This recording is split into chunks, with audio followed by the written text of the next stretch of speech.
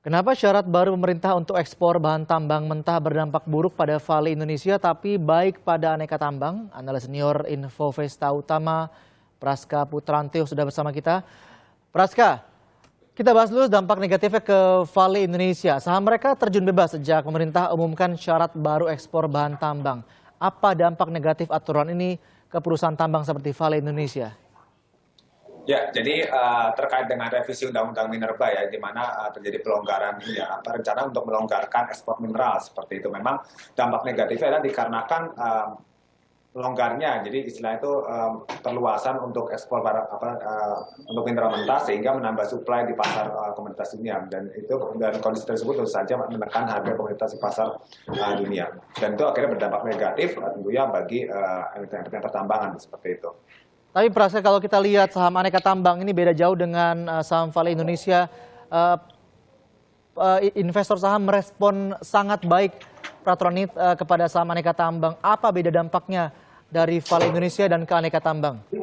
Ya, jadi begini, untuk kalau dampak dari pelonggaran ya ekspor barang mineral bahan tambang mineral seperti itu ke pasar dunia memang tentu saja kalau bagi Inco kenapa berdampak negatif dikarenakan dari hasil penjualan mereka itu sekitar 80% kan langsung ke induk ya, di mana Vale Canada Limited itu kan lebih ke exposure pada penjualan nikel sehingga seiring dengan bertambahnya suplai komoditas pasar nasional tentu saja dapat menekan harga nikel dan itu juga mendorong para perusahaan untuk yang untuk yang mencari komoditas nikel ini mencari ya supplier dengan harga lebih murah seperti itu. Sementara untuk aneka tambang sendiri untuk kontribusi penjualan tidak hanya mengandalkan pada nikel. Mereka tersebar ada dari emas juga, ada ferronikel dan juga secara porsi ya emas ini berkontribusi sekitar lebih dari 60% dan menurut saya diversifikasi produk itu dan juga mereka kan secara ekspor tidak tereksposur sekali ya dengan